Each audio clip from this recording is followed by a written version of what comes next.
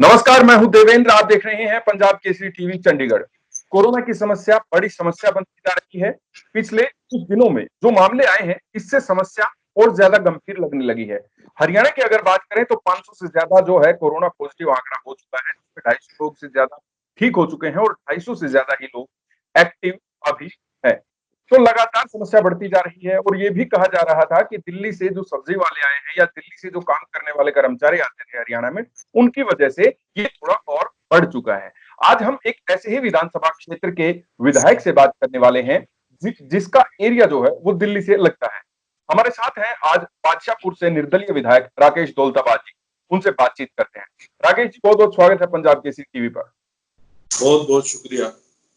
राकेश जी, सबसे पहले मैं जानना चाहूंगा, कोरोना की एक भयंकर समस्या जो है अब बन गई है। ये आपदा जो है वो सरकार की तरफ से, डब्ल्यूएचओ की तरफ से घोषित की हुई है।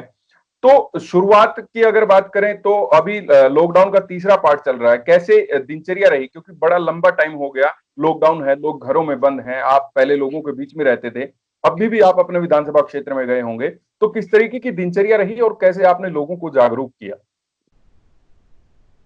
दिनचर्या का इस तरीके से है राहुल जी कि अभी हम जैसे सुबह उठने का, क्योंकि ये एक बहुत लंबे समय से वो है तो आंख तो उसी टाइम खुल जाती है, लेकिन उसके बाद सुबह जल्दी उठ के 8 बजे तक जो समस्याएं मेरे संज्ञान में उनको नोट करके, और 8 बजे के बाद वो उसका पूरा का पूरा खाका तैयार करके, और फिर जो गवर्नमेंट डिपार्टमेंट से जो है डील करने वाली चीजें हैं वो 9 बजे से शुरू हो जाती हैं।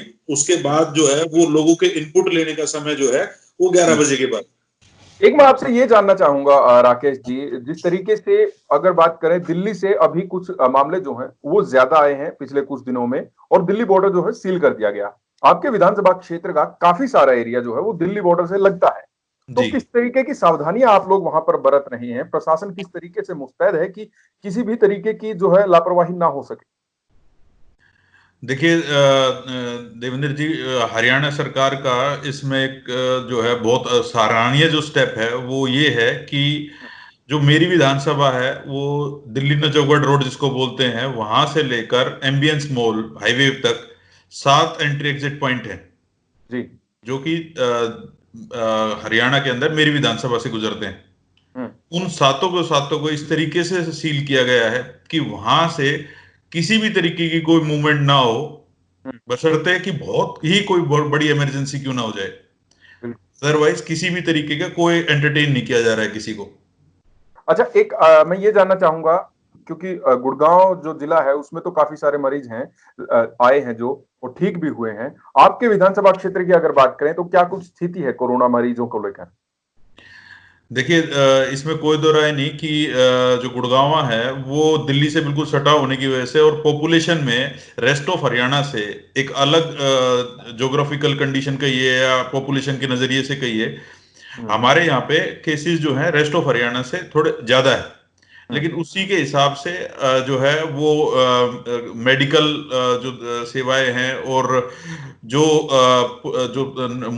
जैसे रेड जोन करने के बाद जो है पुलिस की जो सख्ताई है, प्रशासन की जो सख्ताई है, और जो लोगों का जो उसमें कोऑपरेशन है, उसमें सभी तरीके की जो चीजें हैं उसमें मिलके एक अच्छा माहौल जो है वो आज के दिन में लोगों ने अपने लिए तैयार किया हुआ है।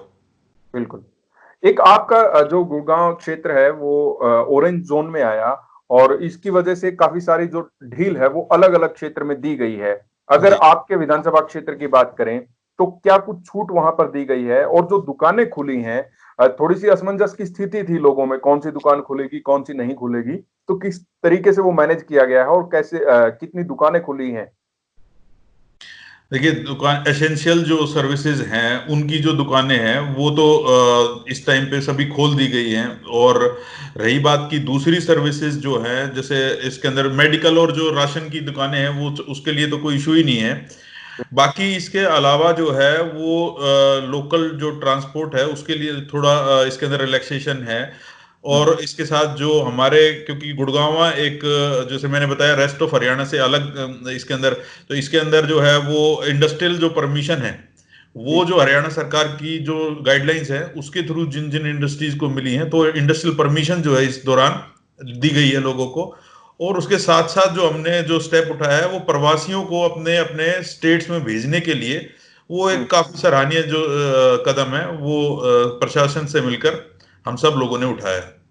बिल्कुल। प्रवासी मजदूरों की आपने बात की है, उनके घरों तक पहुंचाने के लिए किस तरीके की व्यवस्था वहां पर की गई है? कैसे लोगों का रजिस्ट्रेशन करवाया जा रहा है और कैसे लोगों को सूचित किया जा रहा है कि आप यहाँ पर आइए, ये संपर्क है और यहाँ पर आके आपका रजिस्ट्रेशन हो जाएगा और आपको पहुंचा दिया जाएगा। व्यवस्था कैसे मैनेज की जा रही है? देखिए, हमने सभी सोशल मीडिया पे और अलग अलग मीडिया के माध्यमों से हम्म। सब लोगों को, जो भी उसके नियरेस्ट कम्युनिटी सेंटर और जो जो एरिया जो है वो जो हमने प्रवासियों को भाइयों को बताए थे, वहां पे आके उन्होंने अपने रजिस्ट्रेशन कराए। और हम्म। उससे पहले हम लोगों ने जो जो प्रवासी बाहर जाना चाहते थे उनको एक जगह जगह अलग अलग लोकेट कर दी थी, जहां पे हम्म। उसी दौरान उनको रहने खाने की सोने की व्यवस्था हमने पहले की हुई थी। जी। तो जैसे उनके रजिस्ट्रेशन वगैरह का जो प्रोसेस है वो ऑलरेडी हमारे जो हम कर चुके थे, हम्म। डॉक्यूमेंटेशन उसका कंप्लीट कर चुके थे। और जो है फिर हमने रोडवेज की मदद से जो है वो उनको उनके स्टेट्स में भेजना शुरू किया। जिन हम्म। जिन के रजिस्ट्रेशन नहीं हुए हैं उनको हम जो है वो हमने एक बूथ लेवल पे कमेटी बनाई है। हम्म। उस वो बूथ लेवल जो कमेटी है वो जो है उनका डाटा कलेक्ट करके और वो उस प्रोसेस को आगे बढ़ा रही है। जी। एक जो आप बूथ लेवल की कमेटी बनाने की बात कह रहे हैं, ये आपके विधानसभा क्षेत्र में है या फिर पूरे हरियाणा में इस तरीके की व्यवस्था की गई है? देखिए, जो सरकार की तरफ से हर जो डीसी है उसको हम्म। और हर डीसी को ये जिम्मेदारी दी है कि जो भी एमएलए है हम्म। विधानसभा के अंदर वो हम्म। अपनी बूथ लेवल की कमेटी बनाए। और जो है वो सरकार के आने वाले समय के अंदर वो जो बूथ लेवल के जो एजेंट्स हैं उनके कमेटी के जो सदस्य हैं वो हम्म। जो है आगे आने वाले समय में भी, जैसे अभी ये प्रवासियों वाला केस है, आगे खाने की समस्या होगी या जो हम्म। भी कोई समस्या उससे डील करने के लिए पूरे स्टेट के अंदर सभी डीसी जो है वो हम्म। कोऑर्डिनेट कर रहे हैं एमएलए के साथ बूथ लेवल कमेटी बनाने के लिए। हम्म। तो ये आपने कब से ये शुरू कर दिया था? और अभी क्योंकि श्रमिक स्पेशल ट्रेन जो है वो चलाई गई है सरकार की तरफ से, उसके लिए भी रजिस्ट्रेशन किया गया होगा। एक मैं आपसे जानना चाहूंगा कि ये कब से आपने शुरू कर दिया? दूसरा, कितने प्रवासी मजदूरों का रजिस्ट्रेशन करवाकर आपने उनको उनको घर तक पहुंचाने का काम किया है? हमारे जो है 26 तारीख जो है पिछले महीने की, हम्म। 26 उस अप्रैल। 26 अप्रैल में हमने जो है ये अपने जो है बूथ लेवल के 696 जो लोगों का रजिस्ट्रेशन करा दिया था। हम्म। और जो है कितने लोगों को हम भेज चुके हैं ये आंकड़ा जो है वो मैं एग्जैक्ट आपको इस टाइम पे आंकड़ा तो नहीं बता पाऊंगा, क्योंकि हम्म। उसमें तो डेली डाटा जो है वो अभी हाल फिलहाल में मेरे पास नहीं है। बिल्कुल। चलिए कोई बात नहीं, वो डेली डाटा अपडेट होता रहता है। एक आपने कहा कि सभी डीसी ने विधायकों को बोला है। जी मैं कुछ कांग्रेस विधायकों से बातचीत कर रहा था, वरुण चौधरी मुलाना से विधायक हैं।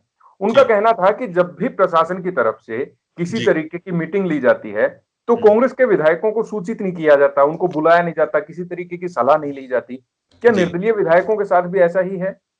नहीं, जिस इस तरीके की जो सीएम साहब के साथ और जो लोकल प्रशासन के साथ हम्म। निर्दलीय, क्योंकि मैं खुद एक निर्दलीय विधायक हूं, हम्म। इस तरीके का कोई गैप मुझे नजर नहीं आया कि जो मुझे कम्युनिकेशन करना है सीएम साहब से या प्रशासन से, तो उसमें हम्म। किसी भी तरीके का कोई गैप मुझे नजर नहीं आया है। चलिए, कम्युनिकेशन गैप नहीं मिला, सहयोग किस तरीके से मिला है? क्या कुछ आप क्योंकि जहां भी हम बात कर रहे हैं प्रशासन की लगभग तारीफ हो रही है, पुलिस प्रशासन की, स्टाफ की, मेडिकल स्टाफ की जो है वो तारीफ हो रही है। आपको किस तरीके का सहयोग मिला है? कैसे मैनेज किया है? देखिए, इस टाइम पे जो बिल्कुल फ्रंट पे रहे हैं ये जो हम्म। दो डिपार्टमेंट है, हमारा पुलिस और मेडिकल, बिल्कुल। इनका तो कोई जो है धन्यवाद करने के लिए कोई शब्द ही नहीं है। हम्म। इस टाइम पे जो मेडिकल जो लाइन के लोग हैं, डॉक्टर्स हैं, नर्सेज हैं और पुलिस है, इन हम्म। लोगों ने बिल्कुल फ्रंट पे आके अपने आप को योद्धा साबित किया है। बिल्कुल। और जो बाकी पंचायत है, क्योंकि हम गुड़गांव में तो यहाँ पे जीएमडीए है और हम्म। एमसीजी है और हम्म। डीसी है, तो सभी जो है महकमों ने अपने अपनी जिम्मेदारी पूरी तरीके से निभाने की पूरी कोशिश की। बिल्कुल। मैं ये जानना चाह रहा था कि प्रशासन की तरफ से जो सहयोग आप लोगों को मिला है, जैसे दिशा निर्देश तो दे दिए हैं आपको कि अब बूथ लेवल पे कमेटी बनाइए। कुछ समाज सेवी संस्थाओं ने भी काफी इसमें, क्योंकि जब पलायन हुआ था मजदूरों का, मजदूर जाने लगे थे और लॉकडाउन था, उस वक्त में भी समाज सेवी संस्थाएं काफी आगे आई थी। तो प्रशासन और समाज सेवी संस्थाओं की तरफ से कैसे आपको सहयोग मिला? बिल्कुल आपने देवेंद्र जी बहुत अच्छा आपने इसमें ये लिया है। इसमें समाज सेवी संस्थाएं, हम्म। ये एक इस परेशानी के समय में एक चीज बड़ी सामने आई है लोगों के, कि इस टाइम पे जो समाज सेवी संस्थाएं हैं हम्म। उनका जो इस टाइम पे ये सहयोग मिला है, मैं हम्म। सोचता हूँ कि अगर वो सहयोग ना मिला होता तो बहुत ज्यादा कठिनाई होती बिल्कुल घर जमीन पे डिलीवर करने के लिए चीजों को। बिल्कुल। पैसे से क्या, फिजिकली क्या, उन्होंने जो है नई नई स्कीम सुझाने में क्या, समाज सेवी संस्थाओं का इस टाइम पे बहुत बड़ा योगदान है। हम्म। एक मैं आपसे ये जानना चाहूंगा, जिस तरीके से कोविड-19 फंड, जो रिलीफ फंड मुख्यमंत्री का बनाया गया, प्रधानमंत्री का बनाया गया, हर मुख्यमंत्री के पास, हर प्रधानमंत्री के पास डिजास्टर मैनेजमेंट फंड होता है। तो इस तरीके से ये फंड बनाया गया, फिर स्टूडेंट से मांगा गया कि 5-5 रुपए दीजिए, और किसानों को बोला गया प्रति क्विंटल जो है 5 केजी अनाज जो है वो दीजिए। आप इस को किस तरीके से देखते हैं? क्या कुछ कहना है आपका? देखिए जैसे डिजास्टर फंड जो है वो, और जो कोविड 19 है, मैं समझता हूँ कि कोविड 19 जैसी सिचुएशन हम्म। अब मेरे जो एज ग्रुप के लोग हैं, या फिर आप कहिए 70 साल तक के, ऐसी स्थिति जो है वो देश में और वर्ल्ड में जो है, हम्म। ऐसे जो है इन लोगों के सामने पहली बार आई। तो बिल्कुल। आगे तक के लिए भी तैयार रहने के लिए सरकारों को इस तरीके की जो मदद जो लोगों से मांगी है कि भाई आगे हम्म। भी कि ये, इसका कोई समय सीमा तो है नहीं, कोई हम्म। वैक्सीनेशन तैयार हुआ नहीं है। तो अगर हम्म। सरकार जो है प्री एक्टिव अगर ये स्टेप ले रही है, प्रोएक्टिव जो स्टेप ले रही है, अगर हम्म। पहले से ही चीजों का बंदोबस्त करके चल रही है, तो इसमें मैं नहीं मानता कि कोई गलत बात है। हम्म।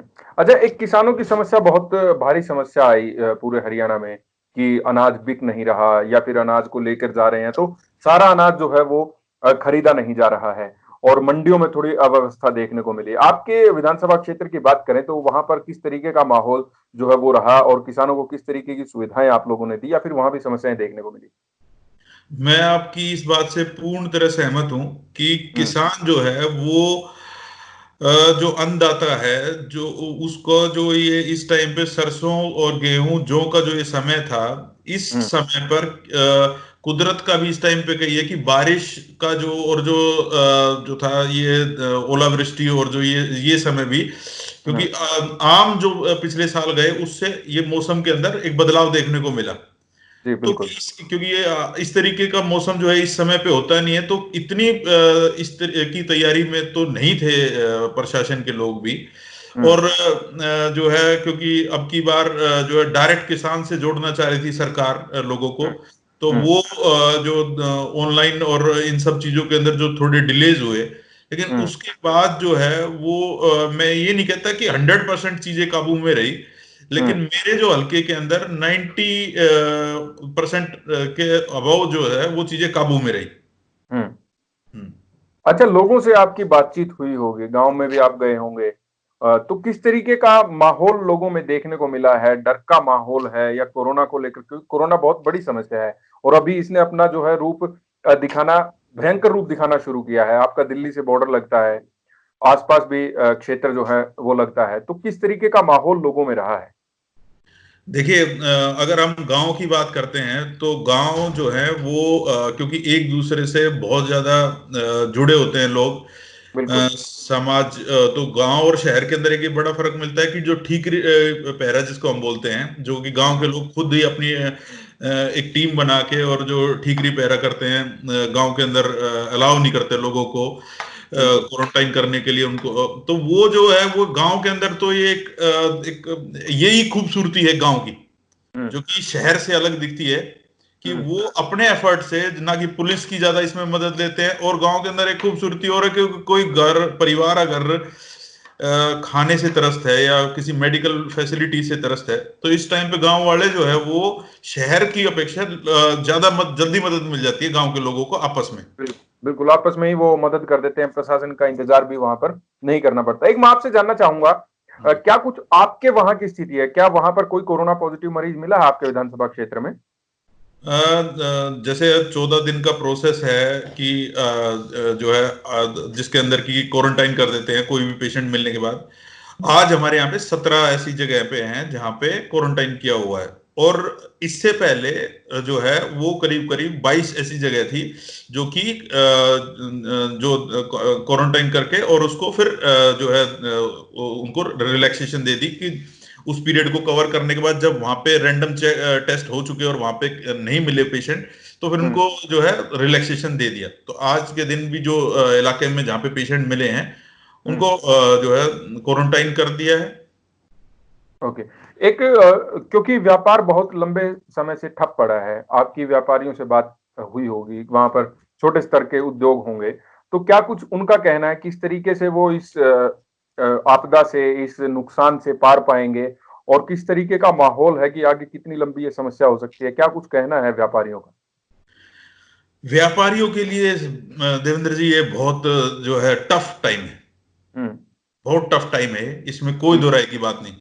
हम्म। टफ टाइम है। एक तो जो लोग प्रोड्यूस कर रहे थे उसके जो बायर है उसमें भारी गिरावट, चाहे बिल्कुल। वो आप भारत में कहिए चाहे वो एक्सपोर्ट इंपोर्ट जो कर रहे हैं उनमें कहिए, भारी हम्म। गिरावट। बहुत सारे लोगों ने जो ऑर्डर बुक किए हुए थे हम्म। बाहर से वो कैंसिल हो गए, क्योंकि वो उन देशों के अंदर अमेरिका और यूरोप जैसे इलाकों के अंदर खुद एक बुरी स्थिति से वो गुजर रहे हैं।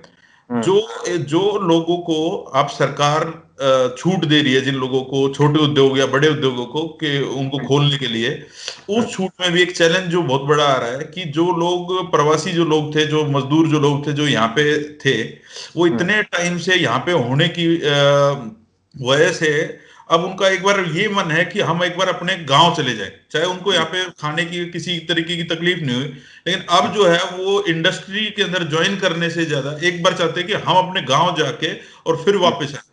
अब बिल्कुल। इंडस्ट्री जो है इसमें भी एक बड़ा चैलेंज ये है कि ये कैलकुलेट नहीं कर पा रही है, क्योंकि ये ह्यूमन नेचर कोई भी उस चीज को जज नहीं कर सकता कि जो बिल्कुल। वर्कर अपने प्रदेश चला जाएगा वो कितने समय में वापस आएगा। हम्म। क्योंकि स्किल्ड अगर मैन पावर चाहिए और वो स्किल्ड मैन पावर जो है वो दूसरे प्रदेश में चली गई है मेजोरिटी में, और वो हम्म। कब वापस आएगी, और वो आज वो लोग ऑर्डर बुक कर लें और वो उस टाइम पे मैन पावर नहीं मिल पाई तो फिर एक बड़ा लॉस। तो इंडस्ट्री आज बहुत ज्यादा एक संघर्ष के दौर से गुजर रही है, टफ टाइम से गुजर रही है। बिल्कुल, इंडस्ट्री के लिए बहुत नुकसान है, और आपने ये बात बिल्कुल सही कही कि प्रवासी मजदूर जो हैं वो अब काम करने की बजाय उनकी इच्छा यही है कि अपने परिवार के लोगों से मिलें, अपने घर जाएं, कुछ समय वहां पर बिताएं, उसके बाद देखेंगे, सोचेंगे जो भी कुछ होगा, क्योंकि समस्या बहुत बड़ी है।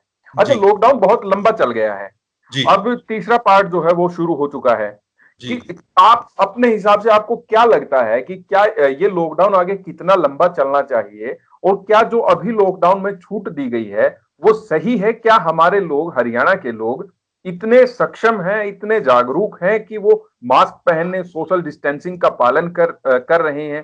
किस तरीके से देखते हैं आप? जैसे आपको देवेंद्र जी, आपको ये अच्छी हम सब लोगों को इस बारे में पूरी तरह इस ज्ञात है कि जो कोरोना का कोई डेडलाइन जो है वो किसी के पास भी नहीं है, और जो जिस तरीके की छूट है वो छूट जो है वो उसके अंदर जो है इस तरीके से कहना कि वो छूट जो है वो फायदा देगी, ये भी कहना जो है, क्योंकि लोगों को खुद इसमें इस टाइम पे कंट्रोल करना बहुत ज्यादा जरूरी है।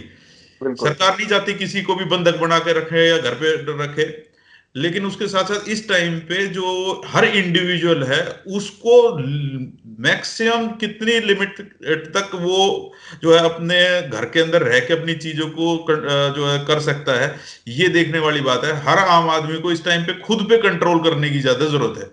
बिल्कुल। एक मैं आपसे ये जानना चाहूंगा, केंद्र सरकार, प्रदेश सरकार, प्रशासन लगातार कदम उठा रहे हैं इस कोरोना की महामारी को लड़ने के लिए। जो कदम प्रशासन और सरकार की तरफ से उठाए गए हैं, आप उनसे संतुष्ट हैं? वो ठीक हैं?